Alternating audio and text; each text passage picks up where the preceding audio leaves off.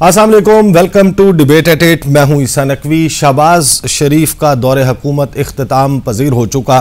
बहुत से लोग ये समझते हैं कि महंगाई के एतबार से अवाम पर टैक्सेस के, सरचार्जेस के और महंगाई के बोझ के हिसाब से ये पाकिस्तान की तारीख की बदतरीन हुकूमत थी। बिलाशुबा महंगाई एक ऐसा मसला है जो आज भी आवाम को परेशान किए हुआ है। जिन लोगों को आज उनके बिजली के बिल मौसूल हुए हैं वो ये बता सकते हैं कि बिल एडजस्टमेंट के नाम पर जो इजाफी चार्जेस इस वक्त डाले गए हैं बिलों में वो होशरुबा हैं। आवाम जो है वो इस वक्त मुसलसल टैक्सेस के और महंगाई के बोझ तले दबी हुई है और इस सारी सूरत हाल से निकलने का तरीका ये है कि एक ऐसी मुस्तहकम हुकूमत पाकिस्तान में आए जिसके हवाले से आधा तीतर और आधा बटेर, आज है कल नहीं है, गूमगू की कैफियत अब हम ख़त्म हो।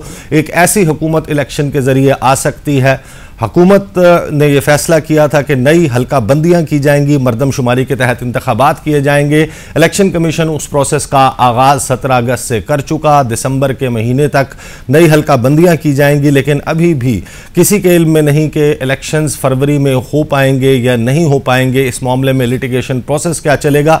पाकिस्तान पीपल्स पार्टी वो जमात है जो आगाज़ से हुकूमती इत्तेहादी होने के बावजूद इस बात पर मुसर थी कि पाकिस्तान में इंतखाबात वक्त पर हो, जमहूरियत का तसलसल हो, एक हुकूमत के बाद स्मूथ ट्रांजिशन हो और नई हुकूमत आए और अपनी पॉलिसीज के जरिए अवाम को इन मसाइल के गिरदाब से निकाले। पीपल्स पार्टी ने आगाज में यह कहा कि 2 माह में इलेक्शंस हों, असम्बली अपनी मुद्दत पूरी करे, लेकिन फिर पीपल्स पार्टी राजी हो गई कि नहीं चलें, अगर इत्तेहादी कहते हैं तो 90 रोज में इंतखाबात करवा लिए जाएं। लेकिन मामला पीपल्स पार्टी का नहीं है, मामला था हुकूमती इत्तेहाद का।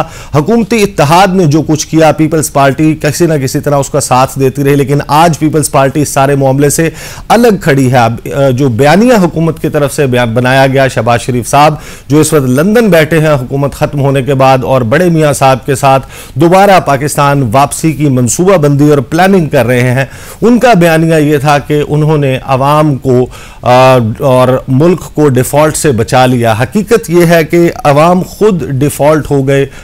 डिफॉल्ट से बचाते बचाते इजाफी जो टैक्सेस हैं उनका बोझ बराह रास्त अवाम पर पड़ा है। पाकिस्तान पीपल्स पार्टी अब इस हवाले से जो हल्का बंदियों का खास तौर पर मामला है ये, क्योंकि सुप्रीम कोर्ट भी जा रहा है इस पर, पाकिस्तान पीपल्स पार्टी क्या इरादा रखती है और इस सारे मामले पे साथ में ऑफिशियल सीक्रेट्स तरमीम बिल जो है उसकी मंजूरी के हवाले से जो कंट्रोवर्सी जनरेट हुई, साथ ही जो आर्मी एक्ट तरमीमी बिल है उस पर सदर पाकिस्तान आरिफ अलवी साहब के ट्वीट के बाद जो कंट्रोवर्सी जनरेट हुई, इसके ऊपर बात करने के लिए हमारे साथ मौजूद हैं पाकिस्तान पीपल्स पार्टी के सीनियर रहनुमा, साबिक चेयरमैन सेनेट नैयर हुसैन बुखारी साहब, सेक्रेटरी जनरल भी हैं पाकिस्तान पीपल्स पार्टी के। अस्सलाम वालेकुम बुखारी साहब। वालेकुम अस्सलाम। सर ये बताइएगा कि पाकिस्तान पीपल्स पार्टी क्या इस किस्म का कोई इरादा रखती है कि ये जो हल्का बंदियों का प्रोसेस शुरू हो रहा है इस मामले में सुप्रीम कोर्ट से रुजू करे, क्योंकि आपकी पार्टी का अब जो 2 टोक मौक़िफ़ सामने आया है वो ये कि चाहे हल्का बंदियां हों या ना हो, किसी भी सूरत बहरतौर इलेक्शंस जो है वो आइन में दर्ज 90 दिन की डेडलाइन से बाहर नहीं जाने चाहिए। शुक्रिया नकवी साहब। गुजारिश है कि ये पाकिस्तान पीपल्स पार्टी समझती थी कि जो एक सिविलियन गवर्नमेंट से पावर ट्रांसफ़र दूसरी सिविलियन गवर्नमेंट को होती है तो इससे जमहूरियत को इस्तेकाम मिलता है, मुल्क में सिस्टम की कॉन्टीन्यूटी आती है और इसकी बुनियाद पाकिस्तान पीपल्स पार्टी ने 2013 में रखी। थैंक गॉड ये चलता रहा सिलसिला। अभी भी हम समझते हैं कि वो आपने खुद इंट्रो में कह दिया, हम 60 डेज पे बिलीव करते थे, लेकिन क्योंकि हम कोलिशन में थे तो वो हम 90 डेज पे चले गए। लेकिन ये जो हल्का बंदियों का इशू है ये इट्स ए लीगल इशू। ये कॉन्स्टिट्यूशनल प्रोविजंस हैं, इलेक्शन एक्ट की प्रोविजंस हैं, तो इनको समझने की ज़रूरत है। और कुछ लोग सुप्रीम कोर्ट गए भी हुए हैं, उस पर भी वो वर्डिक्ट हासिल करना चाहते हैं। मैं समझता हूँ कि अभी वो शेड्यूल नहीं आया था, थोड़ी वो पिटीशंस प्री मैच्योर थी इस बारे में, तो जो रेलेवेंट हैं आर्टिकल्स वो आर्टिकल 224 और 51 है। और फिर जो हल्का बंदियाँ हो रही हैं ये अंडर द कॉन्स्टिट्यूशन नहीं हो रही, ये इलेक्शन एक्ट के नीचे हो रही है। और हमें ये भी अंडरस्टैंडिंग थी कि इलेक्शन जो है वो पुरानी हल्का बंदियों पे ही हो सकेगा, क्योंकि without amending the constitution seat से ना बढ़ाई जा सकती हैं, ना किसी प्रोविंस से विड्रॉ की जा सकती हैं, ना किसी प्रोविंस को एडिशनल दी जा सकती हैं। तो ये हमारे जहन में था कि जो अगर सेंसस आ भी गया तो पॉसिबल नहीं है कि डिलिमिटेशन की जरूरत पड़े, और वही जो पॉपुलेशन, और फिर इसका रेलिवेंट आर्टिकल 51 है, वो कहीं भी नहीं कहता डिलिमिट, वो ये कहता है कि रिप्रेजेंटेशन जो प्रोविंसेस की होगी या नंबर ऑफ जो सीट्स है वो डिटरमिन करेंगे on the basis of population. लेकिन उसका आर्टिकल 51 बड़ा क्लियर है, वो क्लियर है, वो 336 सीट्स देता है जी। और उसमें वो इंक्लूडिंग 60 सीट्स हैं रिजर्व, 10 माइनॉरिटी की, और बाकी जो सीट्स हैं 266 में डायरेक्ट इलेक्शन है। 266 पे वो कहता है कि ये पॉपुलेशन की बेसिस पे कॉन्स्टिट्यूंसी होगी, मीनिंग देयर बैक कि उसमें पॉपुलेशन में कॉन्स्टिट्यूंसीज में डिस्पैरिटी ज्यादा नहीं होनी चाहिए। तो 10% माइनस प्लस की वो प्रोविजन मौजूद है। हमारा इसरार ये है कि आप इलेक्शन एक्ट के नीचे जा रहे हैं, वो प्रोविजन जो है वो कॉन्स्टिट्यूशनल प्रोविजंस को ओवरराइड नहीं करती, क्योंकि आर्टिकल 224 कहता है कि विद इन 90 डेज इलेक्शन हो जब रेजोल्यूशन होगी। तो हम तो ये समझते थे कि विद इन टाइम फ्रेम जो कॉन्स्टिट्यूशन में दिया उसमें इलेक्शन होने चाहिए। और मामला अब सब जुडिस भी है। पाकिस्तान पीपल्स पार्टी की सेंट्रल एग्जीक्यूटिव कमेटी की मीटिंग इस फ्राइडे को कराची में है, तो उस पर हम जरूर डिस्कस करेंगे जो पॉलिटिकल सिचुएशन है मुल्क की, जो लीगल और कॉन्स्टिट्यूशनल इश्यूज हैं इनको भी जरूर डिस्कस किया जाएगा। तो बुखारी साहब उस पर हमारा मौकफ सीईसी के बाद आएगा जी। तो बुखारी साहब ये जो मुस्लिम लीग नवाज के एक्स मिनिस्टर्स हैं, चाहे वो राना सनाउल्लाह हों, चाहे फिर वो ख्वाजा आसिफ साहब हों, और फिर चेयरमैन सेनेट, इनके जो बयानात आए हैं उसका लुब्बे लुबाब यह है कि पीपल्स पार्टी वाले बच्चे तो नहीं, जिस वक्त वो नई मरदमशुमारी के ऊपर कंसेंसस का इजहार कर रहे थे, इत्तफाक राय कर रहे थे, उनके इल्म में था कि ये सब कुछ होगा, कि जब नई मरदमशुमारी नोटिफाई होगी उसके बाद हल्का बंदियों का प्रोसेस शुरू हो जाएगा। तो what exactly went wrong? Kamran Murtaza साहब इस बात का इजहार कर चुके हैं कि उनकी जमात के साथ भी धोखा हुआ, मौलाना असद महमूद को एक शो पीस के तौर पर इस काउंसिल ऑफ कॉमन इंटरेस्ट के इजलास में ले जाया गया। तो आपको लगता है कि पीपल्स पार्टी को भी सिचुएशन एग्जैक्टली क्लियर नहीं की गई? क्योंकि हम फैसल करीम कुंडी साहब को भी सुन चुके हैं, दीगर लीडर्स को भी जो पीपल्स पार्टी के कह रहे हैं कि उनकी अंडरस्टैंडिंग या उनको एटलीस्ट ये कन्वे किया गया था कि हल्का बंदियां और इजाफे नहीं होंगे सीटों में, लिहाजा मामला निमट जाएगा और 90 रोज में इंतखाबात होंगे। तो आप भी अंधेरे में रहे। बात ये जो उनका कमेंट है ना कि हम बच्चे नहीं थे, बिल्कुल हम बच्चे नहीं है, लेकिन हम लाइल्म नहीं है इनकी तरह, जिनको कॉन्स्टिट्यूशन की प्रोविजन समझ नहीं आई पाई, चाहे वो चेयरमैन सेनेट हो, चाहे वो उनके वज़रा हों। और हमारी अंडरस्टैंडिंग ये थी कि ये जो सेंसस पे हमने एग्री भी किया, वो सिर्फ इस बात का सबूत नहीं है कि सिर्फ वो कॉन्स्टिट्यूएंसीज बनाई जाएंगी, उसमें एडजस्टमेंट्स होंगी, नई कॉन्स्टिट्यूंसी। आपको पता है कि ये बड़ा इंपॉर्टेंट है सेंसस जो है regarding national finance commission award, उसका जो शेयर है प्रोविंसेस का, that is determined by census. वो जो डेवलपमेंट है पीडीएसपी जो है, जो वो भी डिटरमिन होता है on the basis of population. और इसलिए ये समझ आनी चाहिए थी, तो हमारा ये इंटरेस्ट भी था। और हम ये भी समझते थे आइन और कानून को कि जब असेंबली का वजूद नहीं है रहेगा, जब असेंबली है तो 2/3 मेजॉरिटी नहीं है, तो 2/3 मेजॉरिटी ना हो तो कॉन्स्टिट्यूशनल अमेंडमेंट नहीं हो सकती। ये खबर चेयरमैन सेनेट को नहीं कि आइन में तरमीम कैसे होती है, ये खबर उनके वज़रा को नहीं कि आइन कैसे अमेंड होता है। आइन का एक कॉमा, अपोस्ट्रोफी एस, एक एस अगर आप या फुल स्टॉप एडिशन और सब्सट्रैक्शन करें तो यू नीड एन अमेंडमेंट। यह तो उनको समझ होनी चाहिए थी। मुझे बता दें, मेरा सवाल है उनसे, मुझे बता दो कि 266 सीटें हैं कॉन्स्टिट्यूएंसीज की, उसको 67 कैसे करोगे? 141 है प्रोविंशियल। आर्टिकल 51 जो है ना, उसको जरा गौर से आप पढ़ें, उसके तीन सब आर्टिकल्स इंपॉर्टेंट है। एक है सब आर्टिकल 1, एक है सब आर्टिकल 3 जो एलोकेशन ऑफ सीट्स देता है कि नेशनल असेंबली की सीट्स की डिस्ट्रीब्यूशन क्या होगी और प्रोविंशियल असेंबलीज की सीट्स हर प्रोविंसेस की क्या होगी। मुझे बता दें कि इसमें 141 पंजाब की है, उसको 140 ये कर सकते हैं विदाउट अमेंडिंग द कॉन्स्टिट्यूशन? बिल्कुल ऐसा नहीं हो सकता। और वो 144 पे लाए, क्योंकि आप आइन को, कानून को भी समझते हैं, आप खुद भी एक स्टूडेंट ऑफ लॉ भी हैं, बल्कि प्रैक्टिशनर ऑफ लॉ भी हैं, आप इन तमाम मामलात को समझते हैं, आप चेयरमैन सेनेट जैसे अहम तरीन ओहदे पर भी रहे हैं। जो हुकूमत का, जो उस वक्त की नून लीग का जो फैक्शन है उसका मौक़िफ़ ये है, और जो आर्टिकल वो इन्वोक कर रहे हैं वो 51(5) कर रहे हैं, जो ये कहता है कि जब नया सेंसस पब्लिश हो जाएगा, नोटिफाई हो जाएगा, तो उसके मुताबिक नई हल्का बंदियां की जाएंगी। अब आपका ये मामला बहुत अहम है, जो आपने बोला कि उसके लिए आईनी तरमीम दरकार है, आईनी तरमीम के लिए 2/3 मेजॉरिटी दरकार है, वो मौजूद नहीं है। तो जब 9 मन तेल नहीं होगा तो राधा कैसे नाचेगी।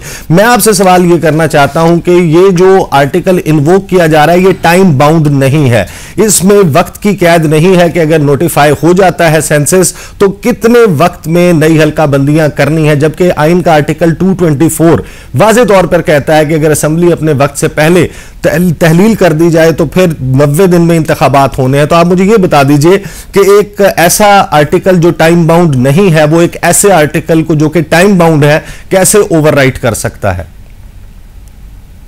बिल्कुल आपने दुरुस्त कहा, लेकिन आपने जिस आर्टिकल सब आर्टिकल रेफरेंस किया ना, आर्टिकल 51 का सब आर्टिकल 5 जी, देखे ना, वो भी डिटर्मिन करती है पार्लियामेंट कि आर्टिकल जो है वो रेलेवेंट आर्टिकल जो है वो सब आर्टिकल 1 है कि there shall be 336 seats for members of the national assembly including reserve seats for women seats and non Muslim seats. तो ये तो सीट्स की नंबर ऑफ उनको दे दिया है। मुझे बता दें कैसे इसमें कमी बेशी कर सकते हैं। तो अभी सीट्स जो है अंडर आर्टिकल 51 वो जनरल सीट्स 266 है। अब आप आ जाए 5वें पे, अगर आ जाए तो 5वां कहते हैं कि जी पॉपुलेशन की बुनियाद पे होगी। ये कहीं लिखा है कि जब सेंसस होगा तो सीटें बढ़ाई जाएंगी आर्टिकल 5 सब आर्टिकल 5 में, या उसमें ये लिखा है कि वो कम की जाएगी? वो तो सिर्फ ये कहता है कि पॉपुलेशन की बुनियाद पे सीटों की एलोकेशन होगी। जो रेलेवेंट इनकी सेक्शन है वो है section 17 of the election act. सही, वो कहती है कि जब सेंसस होगा तो डिलिमिटेशन होगी।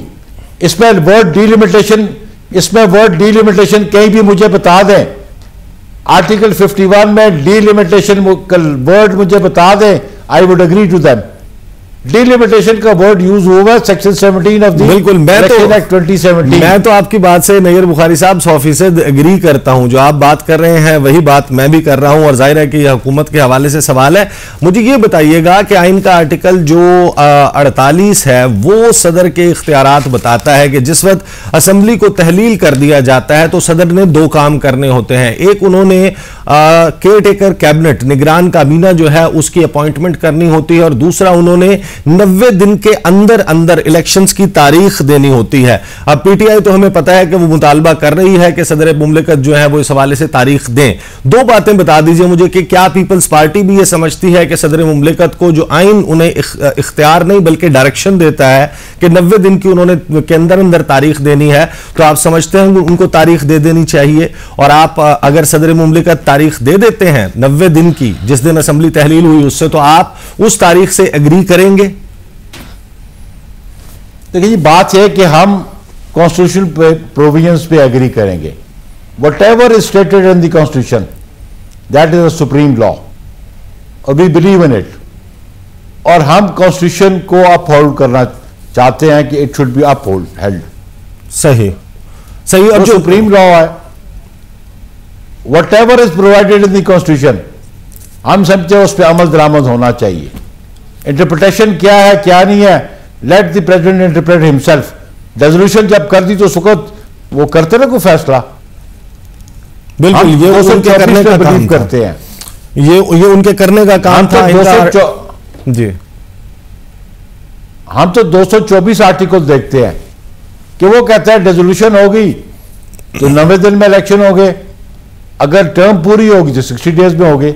हम तो उसकी बात करते हैं, बाकी कोई प्रेसिडेंट अपने पावर्स एक्सरसाइज करता है नहीं करता है, दैट्स अ डिफरेंट इशू।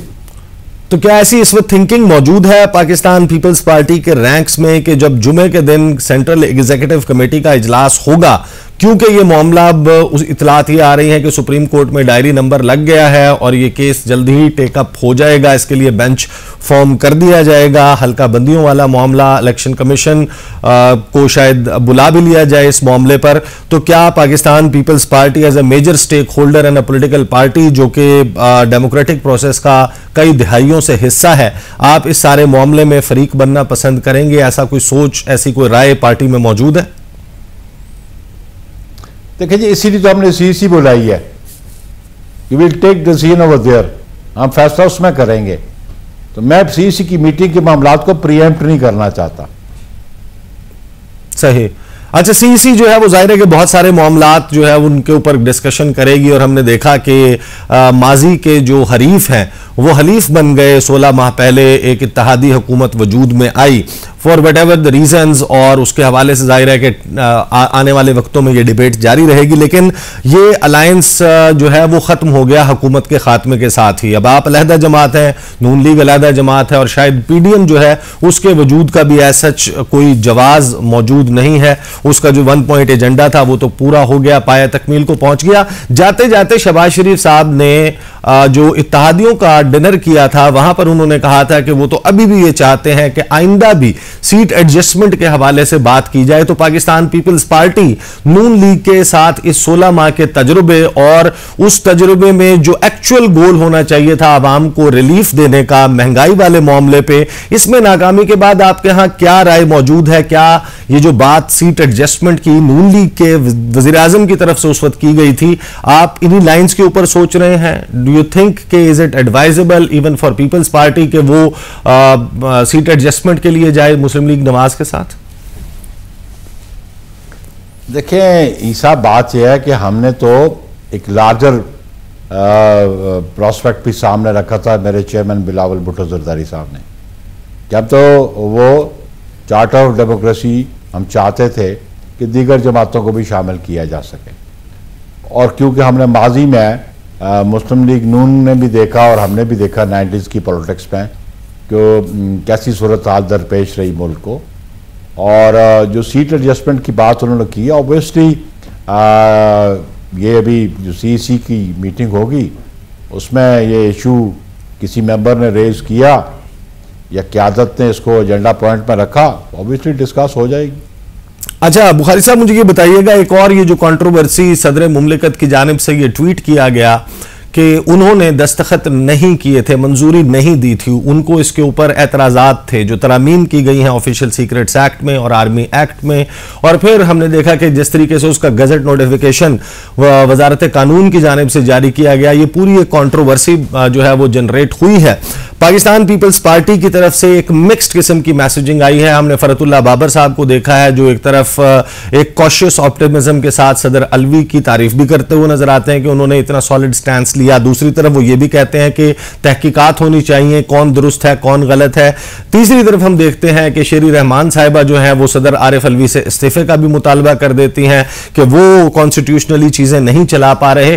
तो पाकिस्तान पीपल्स पार्टी का एज अ पार्टी, आप सेक्रेटरी जनरल हैं, आप पोजीशन ज्यादा बेहतर तरीके से देख सकते हैं कि ये जो सारा मामला हुआ, एक तो ये बता दें आपकी नजर में ये जो 2 कवानीन है इनकी कानूनी हैसियत क्या है, जब सदर मुमलिकत वो ये कह चुके हैं कि उन्होंने ना मंजूरी दी और वो इससे इख्तलाफ भी करते हैं और दूसरी तरफ नोटिफिकेशन भी आ गया।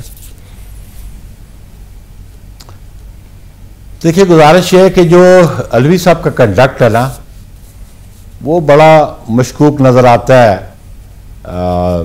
पिछले साल जब 2022 में नो कॉन्फिडेंस मोशन मूव हुआ और जिस अंदाज से उन्होंने असेंबली डिसॉल्व कर दी, या तो उनको आइन की समझ नहीं या अभी भी इस इशू पे भी वो समझ नहीं पा रहे कि उस वक्त जिस प्राइम मिनिस्टर के खिलाफ नो कॉन्फिडेंस मूव हो जाए उसकी एडवाइस पे असेंबली डिसॉल्व नहीं की जा सकती, और फिर उसकी फेट अल्टीमेटली सुप्रीम कोर्ट में देख ली।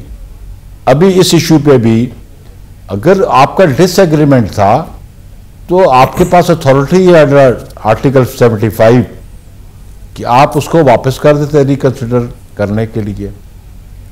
और मुझे तो उनकी इनकम्पिटेंस नजर आती है और वो उनकी इग्नोरेंस भी नजर आती है कि वो कॉन्स्टिट्यूशनल प्रोविजंस के बारे में वो इग्नोरेंट है कि वो ये वर्बल ऑर्डर्स और नो ऑर्डर्स, ऑर्डर्स वो जो इन राइटिंग कन्वे किए गए हों। बिल्कुल। और वो I being an acting president also, मेरे पास भी असेंट के लिए आते रही लेजिस्लेशन जब प्रेसिडेंट साहब मुल्क में नहीं होते थे, तो I had an honour to give assent to certain laws. तो वो इन राइटिंग भेज देते, इन राइटिंग का साइन भी नहीं किया और फिर ये कहा कि कानून बन गया, मुझे शर्मिंदगी है। तो कानून कैसे बन गया? वो आर्टिकल 75(1) को पढ़ ले, उसकी 2 स्टेजेस हैं। पहली स्टेज ये है कि जब बिल आएगा असेंट के लिए प्रेसिडेंट के पास, तो वो विद इन 10 डेज या तो वो उस पर असेंट देगा या उसको वापस भेज देगा फॉर रिकंसिडरिंग इट, सारे बिल को या उसकी कुछ प्रोविजंस को। और फिर जॉइंट सेशन में वो जाएगा और जॉइंट सेशन में वो बिल अगर पास होगा तो ये पार्लियामेंट का इख्तियार है कि वो रीसेंड करेगी प्रेसिडेंट को। और उस स्टेज पे प्रेसिडेंट या तो साइन करेगा और 10 दिन में साइन नहीं करता तो वो डीमिंग क्लॉज है, automatically that will become act of parliament. लेकिन मैं समझता हूं कि प्रेसिडेंट साहब की इतनी इनकम्पिटेंस है, इतना इग्नोरेंस है। कोई ये देखे जी, हेड ऑफ स्टेट की अगर परफॉर्मेंस ये है तो बाकी ममालिक क्या सोचते होंगे पाकिस्तान एक कैसी रियासत है। बिल्कुल। जिसका सदर ममलकत किस तरह एक्ट करता है। तो this is such an irresponsible attitude और इररिस्पॉन्सिबल परफॉर्मेंस कि बंदा क्या कह सकता है। बिल्कुल, ये मामला बहुत ड्यूबियस है। अगर सदर मुमलिकत के कोई एतराजात थे, वो एतराजात माजी में भी करते रहे, मुख्तलिफ बिलों पे उनको अपने ट्विटर के ऊपर पब्लिश करते रहे हैं, अपने PR डिपार्टमेंट की तरफ से प्रेस रिलीजेस उस पर जारी करवाते रहे हैं। ये नहीं किया गया, लेकिन आपने अभी जो आर्टिकल 75 आर्टिकल उसका जो सब आर्टिकल है 1, उसके A और B को जो आपने मेंशन किया है कि ये 2 स्टेप्स हैं।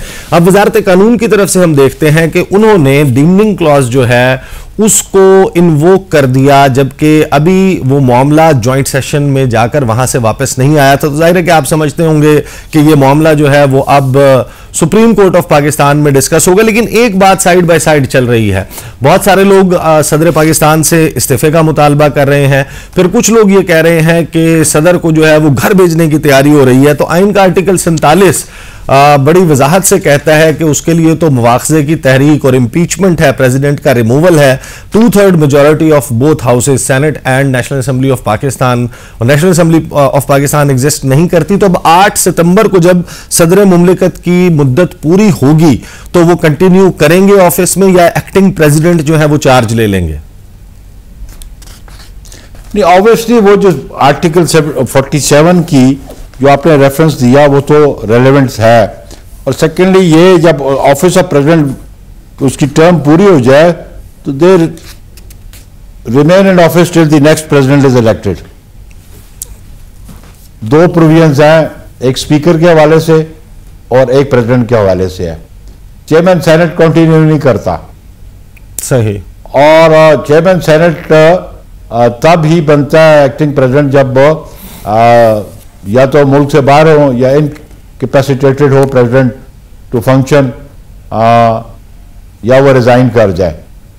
तो इट डिपेंड्स कि जी वो क्या लाया अमल इख्तियार करते हैं प्रेसिडेंट साहब। लेकिन मैं समझता हूं कि उस ऑफिस की जो आप समझे इज्जत तकरीम थी उसको बड़ी ठेस पहुंची इनके कंडक्ट से। सही। चाहे वो जी रेजोल्यूशन थी, चाहे वो बिल पे असेंट देने की।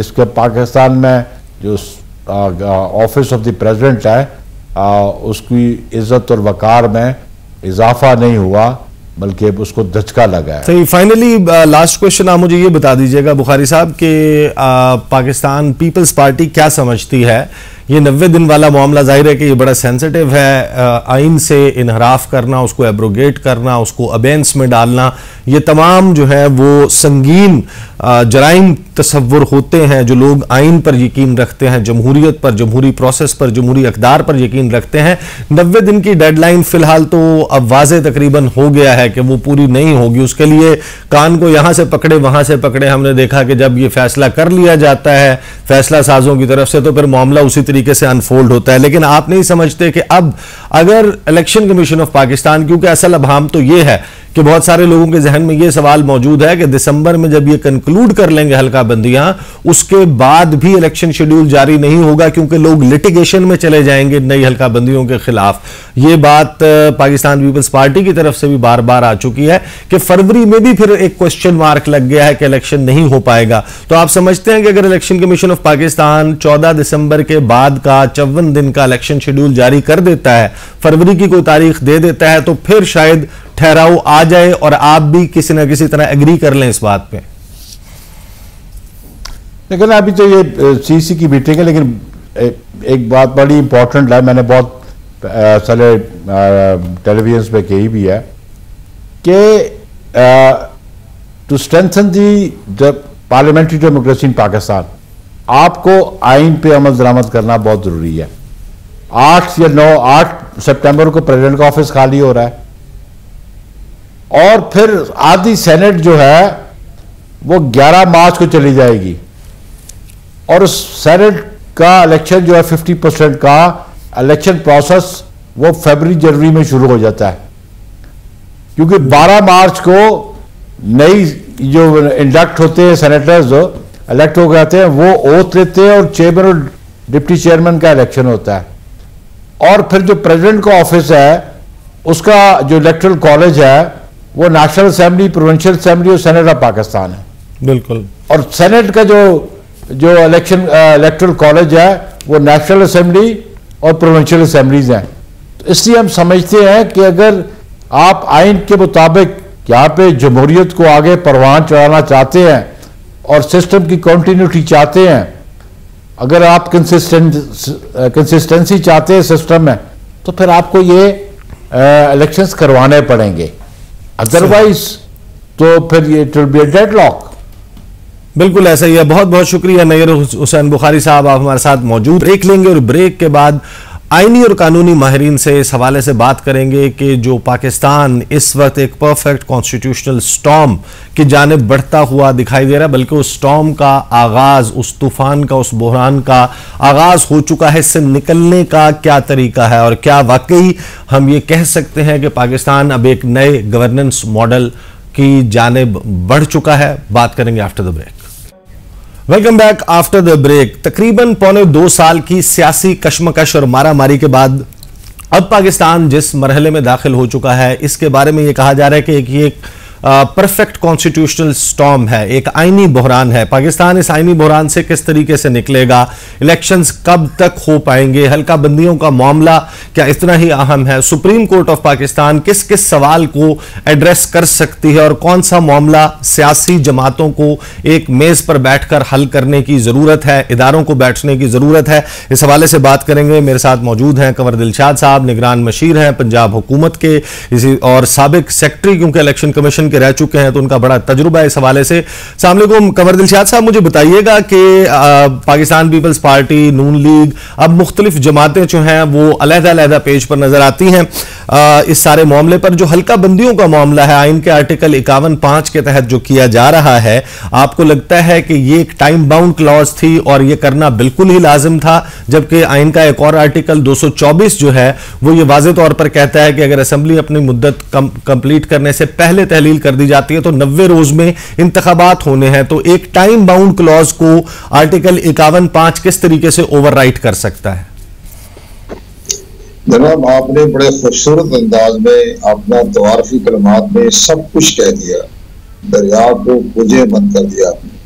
तो अब इसलिए ये सबसे बड़ी अहम बात यह है कि इलेक्शन कमीशन पाकिस्तान तो पाबंद है आइन के आर्टिकल 51 का सब सेक्शन 5 के तहत जब साबका वफाकी हुकूमत ने एक अचानक 5 अगस्त को उन्होंने मरदमशुमारी के हवाले से नोटिफिकेशन जारी कर दी है।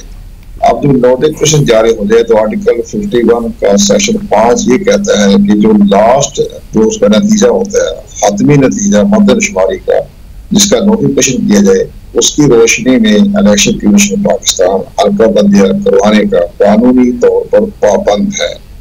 ये तो आपने भी बिल्कुल सही फरमाया। लेकिन इसके बाद आप आगे चलें तो हम आगे लेकर चलते हैं। अब इलेक्शन कमीशन तो पाबंद हो गया, अब हम इसके साथ साथ आर्टिकल 224 भी है जिसमें लिखा हुआ कि 90 दिन में इंतखाबात करवाएं। ये तो ऐसा बुरहान पैदा हो गया है, सियासी तौर पर तो नहीं कह सकते, आईनी तौर पर ऐसा बुरहान पैदा हो गया कि दो मुतवाज़िन आर्टिकल साथ चल रहे हैं। वो आर्टिकल 51 भी आर्टिकल है, पब्लिक आर्टिकल है, एक्ट नहीं आर्टिकल है, और आर्टिकल 224 भी आर्टिकल है। ये दोनों मुतवाज़िन चल रहे हैं। अब उसमें अगर हम देखा जाए तो सबसे बड़ी इंपॉर्टेंट बात यह है कि जो आर्टिकल 51 पहले आता है और आर्टिकल 224 बाद में आता है, ये एक सुप्रीम कोर्ट की रूलिंग है कि जो पहले जो आर्टिकल आता है उसकी ज्यादा अहमियत होती है और जो बाद में आता है उसकी अहमियत आहिस्ता आहिस्ता कम होती जाती है। ये जस्टिस इफ्तिखार मोहम्मद चौधरी साहब की रूलिंग है। तो ये मैंने इसलिए गुजारिश की है कि इलेक्शन कमीशन को दो राय पे खड़ा हो गया। एक तो आइन का आर्टिकल 51 सामने खड़ा है, अगर उसकी खिलाफ वर्जी करे तो वो भी नहीं हो सकती, वो भी आइन है। या अगर आर्टिकल 224 में 90 दिन में इंतखाब कराने की उसकी भी खिलाफ वर्जी करे तो वो भी खिलाफ वर्जी नहीं होती, कि आर्टिकल 51 बीच में आ जाता है। तो ये सारी सूरत हाल को देखते हुए ऑनरेबल चीफ इलेक्शन कमिश्नर ने चंद रोज पहले चीफ मिनिस्टर पाकिस्तान से भी मुलाकात की थी। मुमकिन है सारी बातें उनके नोटिस में लाए हों, लेकिन रवायत होती है कि आमतौर पर अगर आपकी जज के सामने, चीफ मिनिस्टर के सामने अपना कोई मौका पेश करते हैं तो खामोश रहते हैं कि आईनी तकाजा है, वो कोई कमेंट्स नहीं करते, ये उनको बस ऑनरेबल तरीका होता है। अब ये तरीका ये तो हो गया सामने। अब इलेक्शन कमीशन ने अपना नोटिफिकेशन कर दिया, हल्का बंदी का एक रोड मैप दे दिया 14 दिसंबर। अब इस 14 दिसंबर के बाद आपकी सबसे बड़ी अहम बात मेरे दोस्त ये है, जो हमारे दोस्त जो हजरात इसको नजरअंदाज कर रहे हैं, तो उन्हें यह है कि इसके बाद इंतखाबी फरिश्तों का मुकाबला शुरू हो जाएगा। जो हमारा इलेक्शन एक्ट का सेक्शन 37 से लेकर अगर 49 तक पढ़े, वो सारा इलेक्टोरल रूल्स के बारे में है कि जो ही हल्का बंदी खत्म हो जाए, हल्का बंदी का मामला जो है पूरा मुकम्मल हो जाए, उसकी फौरी बाद आपने इंतखाबी फरिश्ते मुरतब करनी है। अब इंतखाबी फरिश्तों की तरफ कोई ध्यान ही नहीं दे रहा, वो भी इलेक्शन एक्ट का हिस्सा है। तो हमारे नजर में तो ये होगा कि उसका जो ऑपरेशन है वो इलेक्टोरल रूल्स का, वो 3 महीने है। 1 महीना तो लगेगा उसकी अपडेशन करने नादरा के साथ मिलकर सारा एक महीना वो, इसके बाद पे एतराजात होंगे कि उन्होंने डिस्प्ले करना है। तो यानी मैं स्टार्ट में जब आपने जब ये सारा मामला शुरू हुआ था, मैंने आपकी गुफ्तगू सुनी थी, आपने उस वक्त फरवरी से पहले कहा था कि बिल्कुल मुमकिन नहीं हो पाएंगे इलेक्शंस। अब जब आप 14 दिसंबर के बाद इलेक्टोरल रोल्स के मामले पर 3 महीने का कह रहे हैं, इसका मतलब यह है कि अब तो फरवरी में भी नहीं हो पाएंगे। फैसल करीम कुंडी साहब ने जो बात की थी, पीपल्स पार्टी के जो लोग बात कर रहे हैं, आप क्या उससे भी एग्री करते हैं? वो तो ये कहते हैं कि जब ये हल्का बंदियां नोटिफाई हो जाएंगी 14 दिसंबर तक ये प्रोसेस खत्म होगा, उसके बाद पूरे पाकिस्तान में मुख्तलिफ हल्के, मुख्तलिफ जो कैंडिडेट्स, जो अफेक्टीज हैं, अपने तौर पर वो अदालतों को रुजू कर लेंगे, उसको चैलेंज कर देंगे और वो फिर कई हफ्ते, कई महीने वो प्रोसेस भी चलेगा। इसका मतलब यह है कि फरवरी में इलेक्शंस मुमकिन नहीं होंगे। इसलिए मैं गुजारिश करूँ, हम सब लोग आपके चैनलों पर बार बार गुजारिश कर रहे थे कि जनाब ये वक्त गुजर चुका है, अब इसके हल्का बंदियों के बारे में इलेक्शन कमीशन मजबूर हो जाएगा अगर आपने नोटिफिकेशन कर दिया।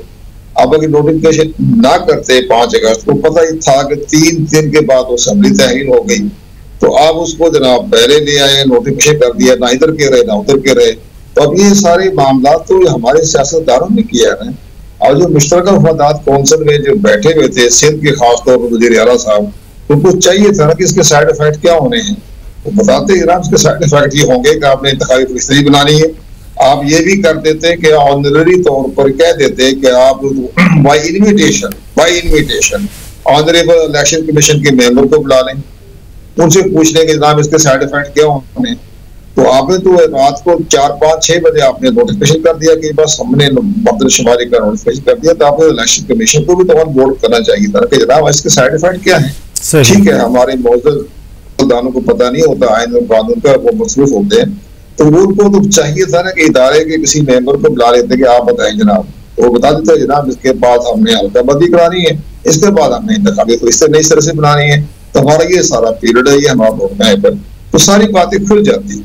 अब अगर सुप्रीम कोर्ट ऑफ पाकिस्तान में जाते हैं तो ठीक है, supreme court of Pakistan interpretation कर सकती है, कानून आइन के बारे में कह सकती है, सब कुछ कह सकती है, वो कहे कि नहीं जी आपका जो नोटिफिकेशन हुआ है 5 अगस्त को, ये हम इसको कानून करार देते हैं, जो ही वो कानून करार देंगे इलेक्शन अमेदर में हो जाएंगे। सही। कंवरदिल शाह साहब मेरे साथ रहे, फैसल चौधरी साहब माहिर कानून वो भी हमारे साथ मौजूद है, मुझे उनको इस डिबेट में शामिल करने दें। फैसल चौधरी साहब, आपने बात भी सुनी कंवरदिल शाह साहब की, इस वक्त ये इतना मामला गंभीर हो चुका है, इतना उलझ चुका है, आपको लगता है कि ये जो फरवरी के बारे में बातें की जा रही हैं कि राजा रियाज साहब के बड़ों ने फैसला किया है कि फरवरी में इलेक्शन होंगे, तो ये फरवरी में भी हो पाएंगे या नहीं? राजा रियाज साहब हो या पाकिस्तान पीपल्स पार्टी हो या दूसरी सियासी जमातें हो, वो तो हैंड एंड ग्लव है ना। वो तो इलेक्शन को जो डिले कॉज किया गया है वो बिल्कुल उन्होंने जानते बूझते किया है, उसके कॉन्सिक्वेंस भी उनको पता थे। आप जैसे मैं देख रहा हूँ कि पीपल्स पार्टी वाले जो हैं एक हाथ पे वो काउंसिल ऑफ कॉमन इंटरेस्ट में जाते हैं, अपनी उसमें अपनी कोई किसी किस्म की मुखालफत जो है वो नोटिफाई नहीं करते, रिकॉर्ड पे नहीं लाते, और सेंसस को जो है वो अप्रूव करते हैं। अब जैसा भी है एक प्रोसेस तो है, उस प्रोसेस को जो है फॉलो तो करना है। अब हल्का बंदी हो, उसके बाद हल्का बंदी के बाद वोटर लिस्टों का काम है, तो फरवरी में कैसे इलेक्शन होंगे? इलेक्शन तो फरवरी में नहीं हो सकते, और मुझे नहीं लगता कि इलेक्शन जो है वो अपना उसमें किसी किस्म की जो है वो अब ये कह रहे हैं कि आइन और कानून के मुताबिक चले, तो आइन और कानून के मुताबिक तो 90 दिनों में इलेक्शन होने चाहिए थे। जब पंजाब और केपी की असेंबली टूटी तब तो नहीं किया, और हैंड एंड ग्लव थे, तो मेरे ख्याल में इलेक्शन जो है वो नजदीक की मुझे नहीं लग रहा। और यही अदिया दे रहे हैं कुंवर साहब भी कि इलेक्शंस को जो है वो अभी होना या ना होना ये कबल अज वक्त बात है। मुझे नहीं लगता कि इलेक्शन। फैसल चौधरी साहब मेरे साथ ही रहेंगे, बहुत इंपॉर्टेंट बात है। कंवरदिल शाह साहब भी इसका इशारा दे चुके हैं कि अब तो ये तो फरवरी वाला मामला भी नहीं लग रहा। तो कंवरदिल शाह साहब, आप मुझे ये बताइएगा कि इलेक्शन कमीशन ऑफ पाकिस्तान उसने इलेक्शन शेड्यूल का ऐलान करना होता है, इनके जो इलेक्शन एक्ट 2017 है उसके तहत, तो वो 54 दिन का या 56 दिन का वक्त है, उससे पहले आपने जनाब शेड्यूल जारी करना है। क्या ये मुमकिन है कि ये जो बेयकीनी की फिजा है इसको खत्म करने के लिए इलेक्शन कमीशन ऑफ पाकिस्तान अभी से, जिस तरह उसने कहा कि 17 अगस्त से 14 दिसंबर तक हम हल्का बंदियों का प्रोसेस करेंगे, साथ ही ये इलेक्टोरल रोल्स वाला शेड्यूल भी दे दे और इलेक्शन शेड्यूल भी मुमकिन तौर पर कोई तारीख इस किस्म का ऐलान किया जा सकता है इलेक्शन कमीशन की तरफ से? हाँ बिल्कुल, इलेक्शन कमीशन पाकिस्तान को इलेक्टोरल रोल्स की जो अपडेशन होनी है, नजर सानी करनी है, उसका शेड्यूल देना पड़ेगा ना। जो हमारा इलेक्टोरल रोल का इलेक्टोरल एक्ट का है, मतलब मैं बताऊं तो इलेक्शन एक्ट का जो सेक्शन 37 है, उसके 37 से लेकर आप उसको नीचे तक जाएं 39 तक 49 तक, उस सब तरीका बताया कि जी जो ही हल्का बंदियां का काम खत्म हो जाए तो फिर इलेक्शन कमीशन पाकिस्तान ने अनरोलमेंट करनी है, रजिस्ट्रेशन करनी है असरे 9, उसका तरीकाकार है। क्लेम ऑब्जेक्शन भी लेने होते हैं, लोगों के इतराज़ात भी लेने होते हैं, ये सारा लंबा चौड़ा प्रोसीजर है 3 महीने का। तो वो तो सारी चीजें सामने आ गई है। अब इलेक्शन कमीशन किस चीज को कर्टेल करेगा? तो कर्टेल करने की इजाजत ही नहीं कानून ने दी हुई है। तो ये सारे मामले हमारे मुश्तरका मफादात कौंसिल के जो सरबराह थे उनको ये समझना चाहिए था कि इसके साइड इफेक्ट क्या है। तो अब हम इसको फिलहाल जो मर्दमशुमारी का नोटिफिकेशन अगले इंतखाबात तक जो उसको मुअत्तल कर देते हैं या मुलतवी कर देते हैं, वो भी नहीं कर सकते थे। वो इसलिए कि क्या सदारती ऑर्डिनेंस के जरिए ये जो टाइम फ्रेम है 17 से 14 दिसंबर का 17 अगस्त से, ये जो एक तवील प्रोसेस है, इसको स्क्वीज नहीं किया जा सकता? नहीं, वो तो आइन का हिस्सा है जनाब। आइन का आर्टिकल 51 कहता है ना हल्का बंदी करवाएं। हल्का बंदी करवाने में तो 4 महीने तो आम रोड मैप है ना, अच्छा 1 महीने में तो नहीं हो सकती। इसमें 593 तो सूबाई असम्बली की सीटें हैं, 4 सूबाई असम्बली की, और 266 कौमी असम्बली की नशिस्तें हैं। तो पूरे पाकिस्तान की डिमार्केशन होनी है। 22,000 इन्होंने सेंसस वालों ने 22,000 नए ब्लॉक्स बना के उसमें ऐड कर दिए। वो सारा सिस्टम ही खराब हो गया इलेक्शन कमीशन पाकिस्तान का। तो बात ये होती है कि जब भी किसी इदारे के बारे में हो तो बैठ के मशावरत करनी चाहिए, उनको बोर्ड करना चाहिए। इतना बड़ा अहम फैसला आप मुश्तरका मफादात कौंसिल में कर रहे हैं, उसने मुश्तरका मफादात कौंसिल में तो ना बैठाए मेंबर इलेक्शन कमीशन को, उनको दे आईनी तौर पर इजाजत नहीं है, लेकिन बाहर बैठ के तो मशवरा कर सकते थे, जनाब हम अंदर ये करने जा रहे हैं, आपकी क्या राय है? तो अब तो बोर्ड तो कर लेते थे, मेंबर इलेक्शन कमीशन तो हाजर थे, जहां मर्जी प्राइम मिनिस्टर साहब उनको बुला लेते वो आज चले जाते। तो ये सारी बातें तो मामला तय हो जाना। चीफ इलेक्शन सही मेंबर इलेक्शन कमीशन काफी थे। सही। कंवर दिलशाद साहब बहुत बहुत शुक्रिया, आप हमारे साथ हैं। फैसल चौधरी साहब आप हमारे साथ रहिएगा, मुझे ब्रेक लेनी। ब्रेक के बाद जो है इसी मामले के ऊपर जो माहिरीन कानून हैं, आइन के समझने वाले हैं, सदर की जानिब से ट्वीट वाला मामला है, इस सारे मामले पर अब ये ऊंट किस करवट बैठने लगा, इसके हवाले से बात करेंगे after the break. Welcome back after break. माहिर कानून फैसल चौधरी साहब हमारे साथ मौजूद हैं। फैसल चौधरी साहब, ये तो अब हमने भी बात की, तो ये तो अब मामला समझ आ रहा है कि फरवरी में तो इलेक्शंस मुमकिन नहीं होंगे, इलेक्टोरल रोल्स की तरफ जाएंगे तो 3 माह मजीद दरकार होंगे 14 दिसंबर के बाद। उसके बाद इलेक्शन शेड्यूल वो अगेन 2 महीने का प्रोसेस है, विच मीन्स कि ये बात दुरुस्त है कि हम एक परफेक्ट कॉन्स्टिट्यूशनल स्टॉर्म में हैं। अब आइन का जो वाजे हुक्म है तो आर्टिकल 224 का कि 90 दिन में इंतखाबात कराने हैं, उससे इनहराफ तो हो रहा है। Who do you think is responsible? क्या 8 रुकनी काउंसिल ऑफ कॉमन इंटरेस्ट या फिर इलेक्शन कमीशन ऑफ पाकिस्तान? ये जो तसादुम हुआ है 2 आर्टिकल्स का 51(5) और 224 का, who is responsible for it? तो पहली रिस्पॉन्सिबिलिटी तो ज़ाहिर है काउंसिल ऑफ कॉमन इंटरेस्ट पे पड़ती है, जिन्होंने जानबूझ के ये सारा मामला किया और बदनीति है। ईसा ये बहस ही फजूल है कि आइन क्या कहता है, कानून क्या कहता है। ये इलेक्शन ना करवाने के बहाने हैं और इलेक्शन से फरार है। पीडीएम की जो जमातें हैं वो इलेक्शन के लिए तैयार नहीं है और वो ये ही जो है उन्होंने फिर ये चाल चली है। और ये भी कहना कि हल्का बंदियां बड़ी जरूरी है, ये भी कोई इतनी मोतबर बात नहीं है। देखिए, जब इलेक्शन करवाना मकसूद हो, 1997 से 2018 तक एक ही हल्कों के ऊपर इलेक्शन हुए, तो अभी 2022 अगस्त 5 2022 को एक हल्का बंदी करके जो है उसका नोटिफिकेशन हुआ। अब ना नशिस्तों में इजाफा होना है, ना नशिस्तें जो है उनको आईनी तरमीम के बगैर रद्द-बदल किया जा सकता है। तो अब सिर्फ वोटर एडजस्ट होने हैं।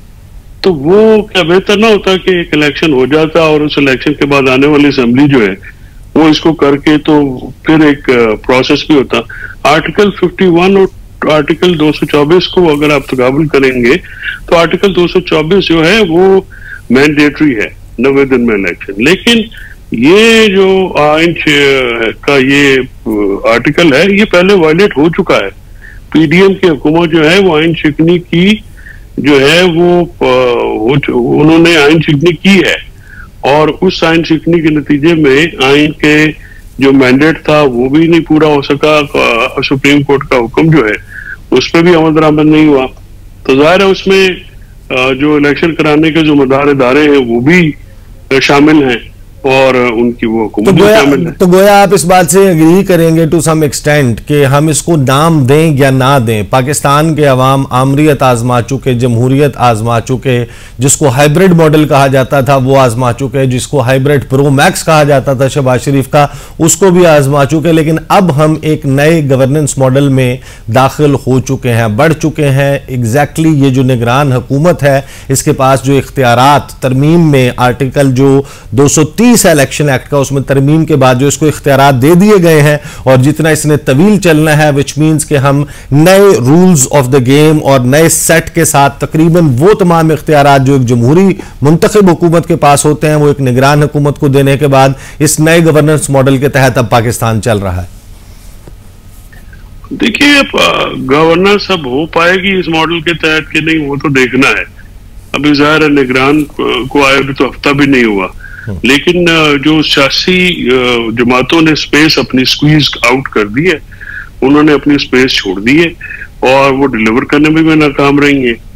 और इस वक्त पाकिस्तान के अवाम जो है वो एक शदीद मुआशी बहरान से दो चार हैं जिसका कोई हल नजर नहीं आता। और ये जो महंगाई है या जो दूसरे एलिमेंट हैं ये इनमें इजाफा नजर आ रहा है, जो दूसरी मुश्किलात हैं, मसाइब हैं। तो इन इक्तिसादी और मुआशी मसाइल से जब तक नहीं निकलेंगे तो इलेक्शन हो जाए ना हो जाए तो उसका फर्क नहीं पड़ता। दूसरा हिस्सा, आप गवर्नर्स के मॉडल को तो आप जो मर्जी कर लें, जो मेन तो प्राइम चीज तो होनी चाहिए ना कि लोगों के मसाइल हल हो। लेकिन क्या इस तनाव में इलेक्शन मुमकिन है? जिस किस्म की नफरत है, जिस किस्म का तनाव है, जिस किस्म की बेएतबारी है इदारों में भी, सियासी जमातों में भी, अवाम भी मुतमईन नहीं है, इसका पहले माहौल तो बनाए। इसके लिए कोई एफर्ट नजर नहीं आ रही। जब तक वो एफर्ट नहीं होगी, इलेक्शन आप करवा भी लें जैसे तैसे करके, उनका कोई फायदा नहीं होना, बेचैनी खत्म नहीं होनी। बेचैनी के लिए बेयर मिनिमम कंसेंसस जरूरी है तमाम स्टेक होल्डर्स में। उन स्टेक होल्डर्स के बीच में रूल्स ऑफ द गेम तय होने हैं। वो जब तक नहीं होंगे, इलेक्शन आप करवा भी लें। बिल्कुल, ये बहुत जरूरी है। मेरे पास वक्त बहुत कम रह गया, मुझे जरा क्विकली ये बता दीजिएगा कि आइन का आर्टिकल 184(3) सदर जो सुप्रीम के चीफ जस्टिस हैं, original jurisdiction of the supreme court, public interest में अब मफाद आमा का कोई मामला है, पब्लिक इंपॉर्टेंस का कोई मामला है, सो वोटों का इख्तियार मौजूद है उनके पास। 24 दिन रह गए हैं मौजूदा चीफ जस्टिस के दौरे, जो उनका जो चीफ जस्टिस का टेन्योर है उसमें आपको लगता है कि 184(3) के तहत, क्योंकि कुछ पिटीशंस भी ऑलरेडी वैसे गई हुई हैं, इस मामले को कोई टेकअप किया जाएगा सुप्रीम कोर्ट की तरफ से? कोई डिसीजन आ सकता है इन दोनों मामलात पे, चाहे वो सदर के बिल्स वाला तनाजा हो या फिर हल्का बंदियों का मामला हो? देखिए, वो आ सकता है या नहीं आ सकता, ये तो प्रोडिक्शन ज़ाहिर है मुश्किल होती है, लेकिन मुझे नहीं लगता, ऐसे आसार नहीं है। सुप्रीम कोर्ट का इदारा बहुत बढ़ चुका है और मुझे तो को नहीं है कि वो डिलीवर कर सके, और डिलीवर नहीं कर पाए, अपने अहकामात पे अमल दरामद नहीं कर पाए। तो अब तो नए चीफ जस्टिस जो है वो नॉमिनेट भी हो चुके हैं, तो अब जाते हुए पुलों के नीचे से बहुत सारा पानी बह गया है, तो अब जाते हुए क्या जरूरत है शरारत करने की? या वो मेरा नहीं ख्याल में, जैसे चीफ साहब बंदाल साहब हैं, उनकी तबीयत में ठहराव है, तो किसी एडवेंचर में पड़ेंगे, और इस वक्त एडवेंचर में वो अगर पढ़ेंगे भी तो उनका मजीद नुकसान होगा, उसका फायदा कोई नहीं होना। पहले भी फायदा नहीं हुआ, हाइंडसाइट में आके ये महसूस होता है कि फुल कोर्ट बन जाना चाहिए था। अगर मुखालिफ फैसला भी आ जाता तो कोई हरज नहीं था, और बहुत सारी चीजें जो है उनको हैंडलिंग में मुश्किलात मुसाइब तो पड़े हैं। सही, बहुत बहुत शुक्रिया फैसल चौधरी साहब। वाकई शायद अब ये वक्त आ गया कि ठंडे दिल से बैठा जाए, बैठकर तमाम लोग, तमाम फरीकैन, तमाम सियासी जमातें, तमाम इदारे बैठें, एक मरतबा फिर अपने किरदार पर, अपने कंडक्ट पर नजर सानी करें। सबसे कुछ ना कुछ गलतियां हुई हैं, उन गलतियों को सुधारेगा कौन? पाकिस्तान 76 साल का हो चुका, अगले 76 साल भी अगर हम चाहें तो इसी तरीके से लड़ते हुए, पॉलिटिकल टेम्परेचर्स को बढ़ाते हुए गुजार सकते हैं। और अगर ये चाहें कि हमने इस मामले को दुरुस्त करना है तो फिर उसके लिए सिर्फ एक विल दरकार है। ये फैसला अगर कर लिया जाए तो फिर शायद ये चंद महीनों में मामला सुलझ सकता है, जिस तमाम बहरान का शिकार हम 76 साल में एक्यूमुलेट करते हुए जिस मकाम पर आ चुके हैं। आज तक के लिए इतना ही। कल इंशाल्लाह फिर आपसे प्रोग्राम में सेम वक्त मुलाकात होगी। अब तक के लिए इतना ही, मुझे इजाज़त दीजिए। अल्लाह हाफिज़।